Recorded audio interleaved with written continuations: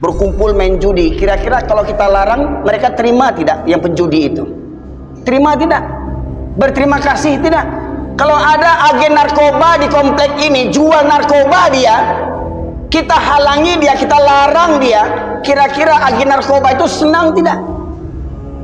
Kalau ada orang berzina, pacaran di komplek ini, ya, pacaran di tempat-tempat yang gelap, pasangan-pasangan yang tidak bukan mahramnya, yang bukan suami istri, kalau kita larang, mereka senang tidak? Berterima kasih tidak? Mereka pasti membenci kita. Ada pejabat, dikala orang bermusuhan dengan Israel, bermusuhan dengan Yahudi, pejabat-pejabat ini malah bermesraan dengan orang-orang Yahudi. Masyaallah muslimin yang dirahmati oleh Allah, ini tipikal orang-orang munafik. Jumat siang dia datang, subuh Jumat dia kemana? Kalau memang kita beriman kepada Allah, kita punya sumpah, kita punya ikrar, asyhadu alla ilaha illallah wa asyhadu anna muhammadar rasulullah. Orang yang begini kata Allah, ulaika kal an'am bal hum adall. Mereka seperti binatang. Mereka seperti binatang ternak, bahkan lebih sesat, lebih hina daripada binatang lagi. Asyhadu an la ilaha illallah wahdahu la syarikalah wa asyhadu anna Muhammadan abduhu wa rasuluhu alladzi la nabiyya ba'da. Allahumma salli wa sallim ala nabiyyina Muhammad wa ala alihi wa sahbihi ajma'in. Qala Allah Ta'ala fil Qur'anil Karim, a'udzu billahi minasy syaithanir rajim. Ya ayyuhalladzina amanu taqullaha haqqa tuqatih wa la tamutunna illa wa antum muslimun. Amma ba'du, masyaallah muslimin sidang jamaah Jumat rahimakumullah. Mari senantiasa kita memanjatkan puji syukur kehadirat Allah disertai dengan ketaatan amal ibadah kepada Allah Subhanahu wa taala. Yang alhamdulillah setidaknya minimal seminggu sekali kita mendengarkan siraman rohani untuk menguatkan iman dan takwa kita, karena sesungguhnya iman dan takwa itu bisa naik dan turun. Iman itu kadang naik, kadang turun. Atau hati itu ada yang hati yang sehat, ada hati yang sakit, bahkan ada hati yang mati. Maka daripada itu wajib bagi kita setidaknya kaum lelaki menghadiri solat Jumat yang di dalamnya ada 2 khutbah untuk meningkatkan, mengevaluasi kadar iman dan takwa kita dalam setiap pekannya. Salawat dan salam kita aturkan kepada junjungan kita Nabi besar Muhammad sallallahu alaihi wasallam, yang dengan utusnya beliau menjadi rahmat bagi seluruh sekalian alam. Sidang jamaah Jumat rahimakumullah, pada kesempatan kali ini tema khutbah Jumat kita adalah perang terhadap Islam. Tidak bisa dipungkiri kita meyakini Islam agama yang terbaik di muka bumi ini, yang dimana dalam Islam itu ada tingkatan. Setelah seorang memeluk agama Islam, maka seseorang harus meningkatkan Islamnya menjadi seorang mukmin. Di awal mereka menjadi seorang muslim, setelah menjadi muslim mereka harus menjadi orang yang mukmin. Maknanya apa? Orang yang muslim belum tentu beriman. Orang yang beriman sudah pastilah dia Islam. Makanya kalau disebutkan hari ini, hari Jumat ini, kalaulah orang-orang Islam itu beriman, maka sholat Jumatnya akan penuh masjid-masjid. Tidak ada lagi laki-laki yang beragama Islam tetap berada di luar, bersantai-santai, berleha-leha. Kalau mereka orang yang beriman, maka niscaya mereka akan menghadiri dimanapun masjid yang terdekat baginya. Maka semoga kita yang hadir pada kesempatan kali ini merupakan orang-orang yang membuktikan iman dan takwanya kepada Allah Subhanahu wa taala, dan semoga rahmat Allah ini senantiasa menyertai kita sampai akhir hayat kita. Kenapa saya sampaikan perang terhadap Islam? Karena kita harus sadari masyaallah muslimin, ketika kita memilih Islam sebagai agama kita, maka konsekuensinya kita harus siap berhadapan dengan musuh yang tidak kita cari. Tetapi musuh itu Allah sediakan untuk kita, untuk menguji di antara kita siapa yang benar imannya dan siapa yang dusta. Masyaallah muslimin dirahmati oleh Allah. Di awal khutbah ini saya sampaikan firman Allah surat An-Nahl, surat yang ke-16 ayat 36, yang merupakan perkara utama dalam agama Islam, atau perkara utama bagi seorang mukmin adalah sebagaimana yang ditegaskan oleh Allah Subhanahu wa taala dalam surat An-Nahl ayat 36. Allah berfirman, a'udzubillahi minasyaitonir rajim, wa laqad ba'atsna fi kulli ummatin rasulan an i'budullaha wajtanibut taghut. Dan sungguh telah kami utus pada setiap umat para nabi yang menyerukan sembahlah Allah dan jauhilah taghut. Jadi dakwah semua nabi sejak zaman Nabi Adam sampai Nabi Muhammad sallallahu alaihi wasallam, satu misi dakwahnya, yaitu mentauhidkan Allah, mengesahkan Allah, hanya menyembah Allah satu-satunya Tuhan dan mengingkari taghut. Maknanya apa? Orang yang tidak beriman kepada Allah, orang yang tidak taat kepada Allah, berarti dia beriman dan taat kepada taghut. Dan taghut itu adalah tandingan Allah Subhanahu wa taala berupa iblis, yang pada hakikatnya iblis itu adalah makhluk yang lemah yang tak punya kuasa kepada manusia. Jadi sebagaimana misi para nabi mengajak semua manusia untuk beriman hanya kepada Allah saja, dan itulah yang harus kita teruskan selaku orang-orang yang beriman, untuk menyampaikan kepada generasi penerus kita, terutama kepada anak-anak kita. Wahai anak-anakku, ya, seperti mana Nabi Ayub berpesan kepada anak-anaknya ketika datang tanda-tanda sakaratul maut kepadanya. Apa katanya pesannya kepada anaknya? Ma ta'buduna min ba'di. Wahai anak-anakku, kalau ayah mati nanti, siapa yang kalian sembah nak? Akankah kalian tetap menyembah Allah Subhanahu wa taala? Hari ini kita masih hidup dan kita saksikan bagaimana anak-anak kita. Sudahkah semua anak-anak kita menjalankan sholat? Sudahkah anak perempuan kita menutup aurat? Sudahkah istri yang kita bimbing, yang kita pimpin menjadi istri yang solehah? Maka kitalah yang bisa menilainya, masyaallah muslimin. Mau anak seperti apa yang kita lahirkan, yang kita didik. Karena anak itu ibarat kain putih, tinggal kita yang menentukan apa yang kita tulis di kain putih itu.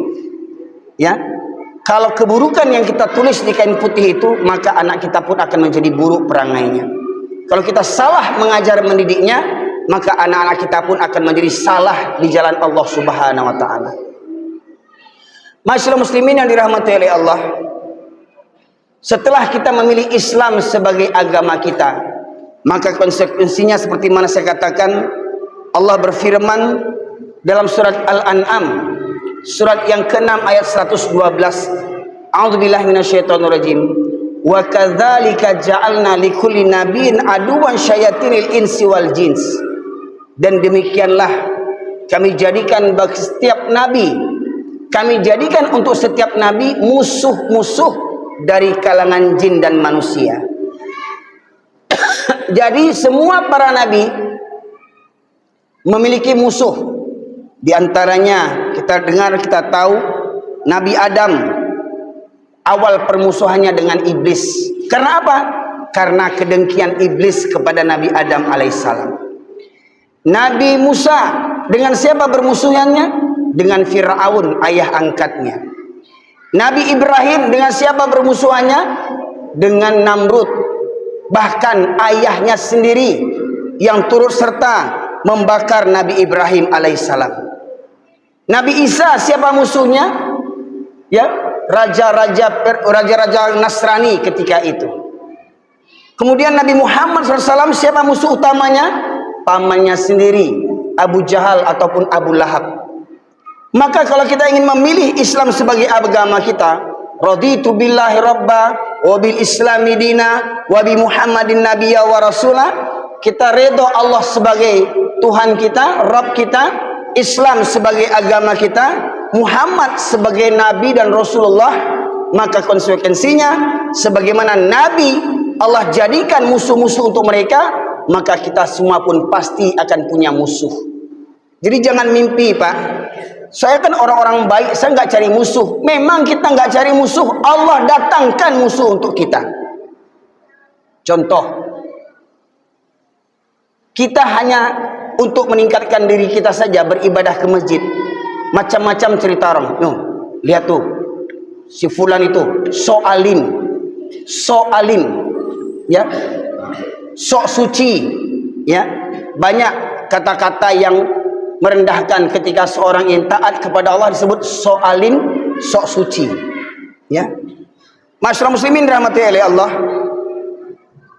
maka Allah melalui Rasulullah SAW mengajarkan kepada kita agar setiap pagi dan sore mengamalkan zikir pagi dan sore atau kalimat-kalimat uriyah, ayat-ayat uriyah, diantaranya surat Al-Falaq, ya, min syarri ma khalaq. Kita mohon perlindungan kepada Allah dari ciptaan Allah.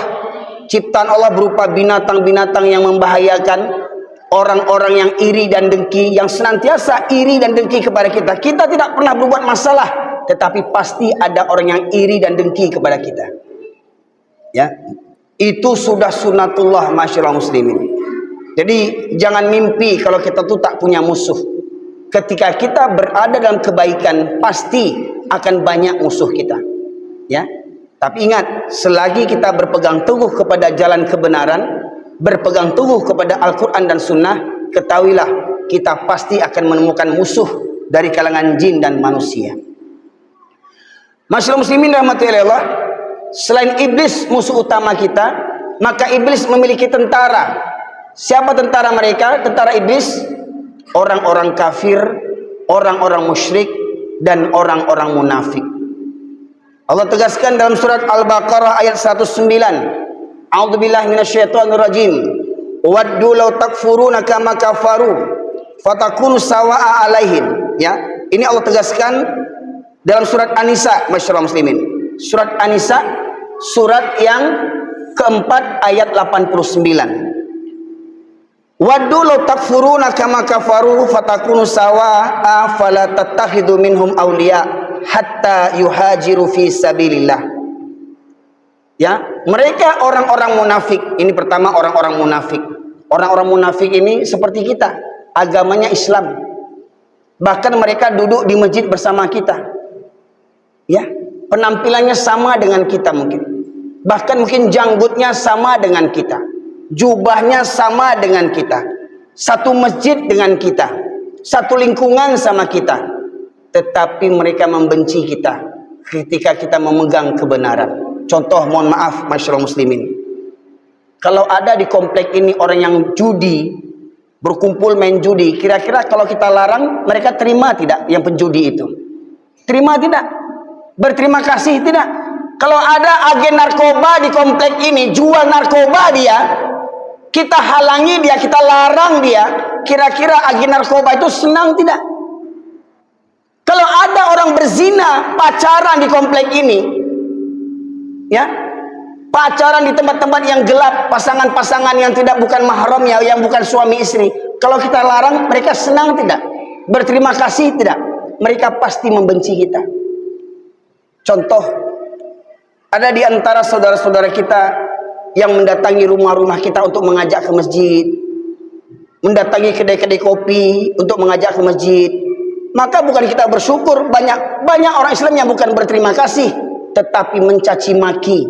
Janggui waang jolan ke surau, so alimana wang sase waang. Orang mengajak ke masjid dianggap sase. Sementara dia duduk di kedai kopi mendengarkan azan, dia beragama Islam, mendengar azan, tak bergerak tubuhnya untuk menyahut seruan azan. Diajak ke masjid, malah mencak-mencak, marah-marah. Masyaallah muslimin, kita tidak cari musuh, kita hanya mengajak kepada amar ma'ruf nahyu mungkar. Pertanyaannya, akankah banyak orang yang menyukai kita? Tidak, pasti banyak yang membencinya. Jadi orang-orang munafik juga begitu. Siapa orang munafik ini? Mohon maaf. Satu tanda yang nyata bagi orang munafik dari Rasulullah sallallahu alaihi wasallam, walaupun banyak tanda-tanda yang lainnya, Rasulullah menegaskan dua solat yang berat bagi orang munafik adalah solat Isya dan solat subuh berjamaah. Itu berat bagi orang munafik.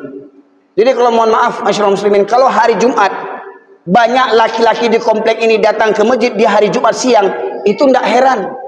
Karena yang datang ini orang Islam. Siapa mereka? Yang masang togel datang hari Jumat. Yang suka judi online, yang suka main chip datang hari Jumat. Yang pezina datang hari Jumat. Yang koruptor datang hari Jumat. Yang zolim datang hari Jumat. Tapi kalau ingin melihat orang-orang beriman, lihat waktu sholat subuh.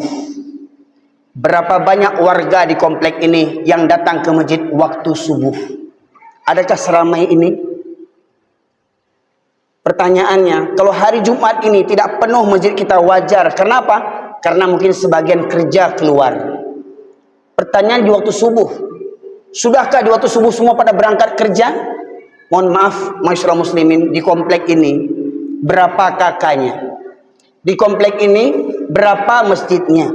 Di komplek ini berapa gerejanya?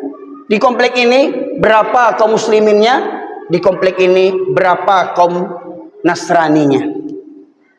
Mana banyak kaum Nasrani dibandingkan kaum muslim? Pertanyaannya, dalam setiap subuh, adakah masjid-masjid di komplek ini didatangi oleh orang-orang yang mengaku punya KTP Islam? Maka kata Buya Hamka, kalau kalian ingin melihat orang Islam, lihat waktu sholat hari raya dan sholat Jumat, maka orang Islam akan keluar. Sebagaimana saya katakan tadi itu, koruptor datang sholat hari Jumat, pezina datang, agen narkoba datang, agen togel datang. Tetapi kalau ingin melihat orang beriman, kata Buya Hamka, lihat waktu sholat subuh. Karena sholat subuh itu berat bagi orang munafik. Siapa orang munafik ini? Ngaku-ngaku beragama Islam, tapi dia benci kepada Islam. Heran, hari-hari ini ada orang yang dengar azan terganggu dia. Maka banyak protes di zaman sekarang ini, orang protes suara mik besar sekali, suara mik keras sekali. Baru di zaman ini orang protes dengan suara mik untuk azan dan pengajian. Dulu-dulu tidak terdengar itu orang protes ketika azan berkumandang. Hari ini bahkan orang Islam yang benci dengan suara azan. Bahkan ada orang yang sebagai pejabat menyamakan suara azan 5 waktu, disamakannya dengan gonggongan anjing 5 kali. Itu pejabat. Pejabat yang KTP-nya Islam. Ada pejabat, dikala orang bermusuhan dengan Israel, bermusuhan dengan Yahudi, pejabat-pejabat ini malah bermesraan dengan orang-orang Yahudi. Masyaallah muslimin yang dirahmati oleh Allah. Ini tipikal orang-orang munafik. Jumat siang dia datang, subuh Jumat dia kemana?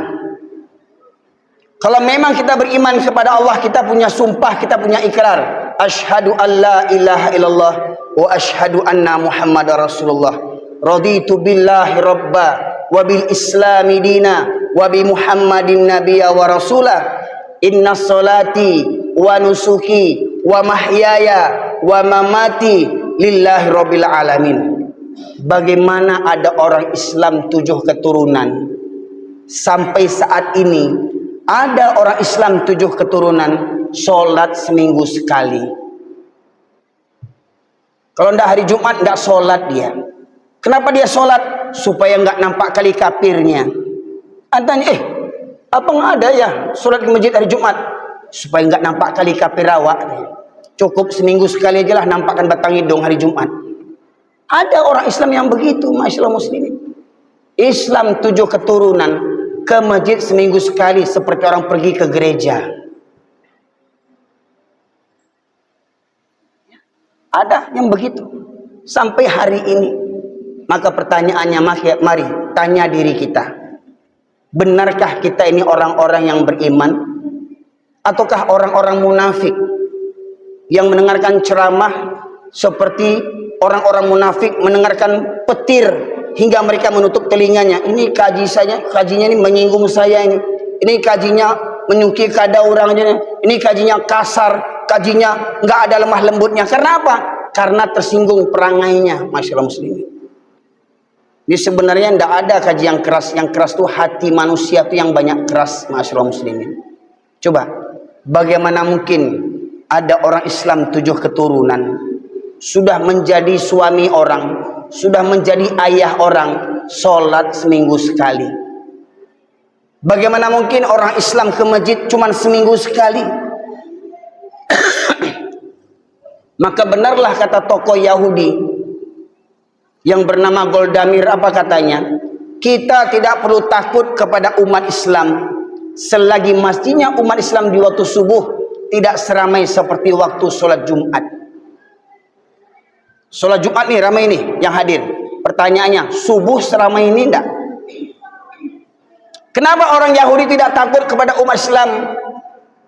Mereka gentar apabila masjid-masjidnya umat Islam di waktu subuh bisa ramai seperti waktu sholat Jumat, masyaallah muslimin. Kenapa mereka gentarkan? Kenapa mereka menilai umat Islam dari jamaah subuhnya? Seperti mana kata Rasulullah, kalaulah dalam sebuah komplek, sebuah lingkungan, sebuah kampung dan desa yang semuanya mengaku beragama Islam, mayoritas Islam, tetapi masjidnya di waktu subuh lengang, menunjukkan di komplek itu banyak orang munafiknya. KTP-nya Islam tapi banyak munafiknya. Rumah berdekatan dengan masjid, suara azan berkumandang saut-sautan, tapi hatinya tidak tergerak menuju ke masjid. Maka orang yang begini, kata Allah dalam surat Al-A'raf ayat 179, A'udzubillahi minasyaitonirrajim. Walaqad dzara'na li jahannama katsiran minal jinni wal ins lahum qulubun la yafqahuna biha wa lahum a'yunun la yubsiruna biha wa lahum adhanun la yasma'una biha ulaika kal an'am bal hum adall ulaika humul ghafilun. Dan sungguh akan kami penuhkan neraka jahanam banyak dari kalangan jin dan manusia. Mereka memiliki hati tetapi tidak digunakan untuk merenungkan ayat-ayat Allah. Boro-boro hari ini orang merenungkan ayat-ayat Allah, baca Quran pun tidak. Banyak orang Islam hari ini tak pernah baca Quran kalau tidak ada yang meninggal di rumahnya. Kalau ada yang meninggal di rumahnya baru dia baca Quran. Sehari, 2 hari, 3 hari ditamatkan Quran selama 3 hari ketika ada keluarganya meninggal. Sudah selesai 3 hari, adakah mereka baca Quran lagi? Kalau menunggu baca Quran, menunggu ada keluarga yang meninggal, alangkah baiknya setiap hari di rumah itu ada yang meninggal. Supaya apa? Supaya khatam Quran terus sampai mati penghuni rumah itu semuanya, masyaallah muslimin. Ya. Ya. Sidang jamaah Jumat rahimakumullah, Allah menegaskan, mereka punya hati tetapi tidak takut meninggalkan sholat. Mereka punya hati tidak takut korupsi. Mereka punya hati tidak takut menzolimi rakyatnya. Mereka punya hati tidak takut berzina. Mereka punya hati tidak takut konsumsi dan menjual narkoba. Bagaimana mungkin ada orang Islam jadi agen narkoba? Bagaimana mungkin ada orang Islam jadi bandar togel, bandar judi? Ini masyaallah muslimin. Ya. Kemudian Allah menegaskan, mereka memiliki mata tetapi tidak digunakan untuk melihat tanda-tanda kebesaran Allah. Gempa bumi, tsunami, longsor, banjir, gunung Merapi, ya, musibah di mana-mana, pembunuhan di mana-mana, merajalelanya kezaliman. Itu tidakkah kita mengambil pelajaran daripada itu semua? Walahum adzanul la yasma'una biha, mereka punya telinga tetapi tidak digunakan untuk mendengarkan ayat-ayat Allah. Kumandang azan itu ayat Allah. Allahu Akbar, Allah Maha Besar. Hayya 'alas shalah, mari dirikan salat. Hayya 'alal falah, mari meraih keberuntungan. As-salatu khairum minan naum, salat lebih baik daripada tidur. Pertanyaannya, berapa banyak yang betul-betul bangun waktu subuh dibandingkan yang tidur? Kenapa nonton bola sampai pagi sanggup? Kenapa nonton olimpiade sampai pagi sanggup? Kenapa main game sampai pagi sanggup? Main chip sampai pagi sanggup? nonton pornografi sampai pagi, sanggup tak tidur-tidur, begadang sampai malam, tetapi mendengarkan azan tak bergerak langkah kakinya menuju ke masjid. Rumah dekat dengan masjid, dengar ceramah khutbah Jumat seminggu sekali, tapi tak ada yang melekat dalam hatinya. Orang yang begini, kata Allah, ulaika kal an'am bal hum adall. Mereka seperti binatang. Mereka seperti binatang ternak, bahkan lebih sesat, lebih hina daripada binatang lagi. Masyaallah muslimin yang dirahmati oleh Allah. Contoh, saya berikan satu contoh. Misalkan ada kuli bangunan, dapat borongan renovasi masjid. Ketika masuk waktu sholat, apa kata mandornya? Hei anak buah, berhenti sholat. Orang berhenti kerja. Orang sholat, kata bosnya, kata mandornya. Hei anak buah, berhenti kerja. Orang sholat. Ketika orang sholat, si tukang-tukang ini tidak sholat. Mereka ngobrol di luar, merokok di luar, makan di luar. Sholat tidak. Apa katanya? Hei, berhenti kerja. Orang sholat. Maknanya apa?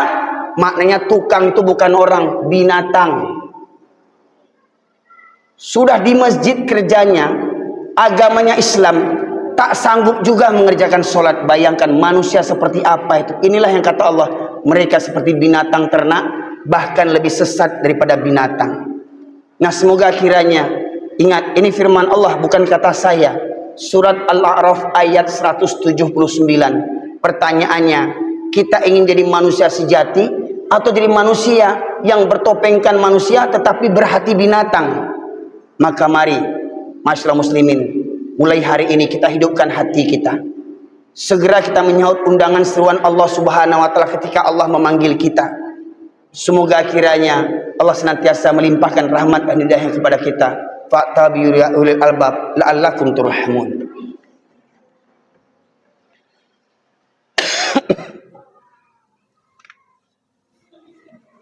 Alhamdulillah, nahmaduhu wa nasta'inu wa nastaghfiruh wa na'udzu billahi min syururi anfusina wa min sayyiati a'malina. May yahdihillahu fala mudhillalah wa may yudhlilhu fala hadiyalah. Asyhadu an la ilaha illallah wahdahu la syarikalah wa asyhadu anna Muhammadan abduhu wa rasuluhu alladzi la nabiyya ba'da. Allahumma shalli wa sallim ala nabiyyina Muhammad wa ala alihi wa sahbihi ajma'in. Masyaallah muslimin yang dirahmati oleh Allah, di khutbah yang kedua ini kita ambil satu kesimpulan dari satu ayat yang menceritakan tentang orang yang memusuhi Islam. Bukan hanya orang kafir, bukan hanya orang musyrik, bahkan orang munafik yang KTP-nya Islam tetapi mereka membenci Islam. Mereka ingin supaya kita kafir sebagaimana mereka telah menjadi kafir. Maka marilah, orang-orang munafik itu pada hakikatnya Allah tegaskan dalam surah Al-Baqarah, fi qulubihim maradun fazadahumullahu maradun. Dalam hati mereka ada penyakit, lalu Allah tambah penyakitnya. Maka marilah kita sembuhkan penyakit hati ini dengan apa? Dengan iman dan takwa. Dengan apa? Dengan menghadiri diri dalam majlis ilmu. Dengan apa? Memperbanyak zikir dan membaca Al-Quran. Semoga kiranya semua kita yang hadir pada kesempatan kali ini, juga keluarga-keluarga kita, saudara-saudara kita, orang-orang tua kita, termasuk orang-orang yang dipilih diberikan rahmat oleh Allah menjadi orang yang beriman dan bertakwa. Kiranya semoga khutbah Jumat ini bermanfaat bagi kita semuanya, khususnya bagi saya pribadi, menjadi renungan agar sampai akhir hayat kita senantiasa tunduk patuh kepada Allah Subhanahu wa taala. Innallaha malaikatahu yusholluna 'alan nabi ya ayyuhalladzina amanu shallu wassallimu taslima. Allahumma fil muslimin wal muslimat wal mu'minina wal mu'minat al ahya'i minhum wal amwat innaka qadiyal hajat. Rabbana zalamna anfusana wa illam taghfir lana wa tarhamna lanakunanna minal khasirin. Rabbana la tuzigh qulubana ba'da idh hadaytana wa hab lana min ladunka rahmah innaka antal wahhab. Allahumma arinal haqqa haqqan warzuqna ittiba'ah wa arinal batila batila warzuqna ijtinabah. Rabbana ighfir lana wa liwalidayna warhamhuma kama rabbayana shaghira. Rabbana hab lana min azwajina wa dhurriyyatina qurrata a'yun waj'alna lil muttaqina imama. Rabbana la tu'akhidhna in nasina aw akhtana. Rabbana wa la tahmil 'alaina isran kama hamaltahu 'alal ladzina min qablina. Rabbana wa la tuhammilna ma la taqata lana bih wa'fu 'anna waghfir lana warhamna anta maulana fansurna al qawmil kafirin. Allahumma ansuril muslimin wal mujahidin fi Filistin. Allahumma ansuril muslimin wal mujahidin fi Filistin. Allahumma ansuril muslimin wal mujahidin fi Filistin. Allahumma ansuril muslimin wal mujahidin fi kulli makan fi kulli zaman ya Allah ya arhamar rahimin. Rabbana atina fid dunya hasanah wa fil akhirati hasanah wa qina adzabannar. Subhana rabbika rabbil izzati amma yasifun.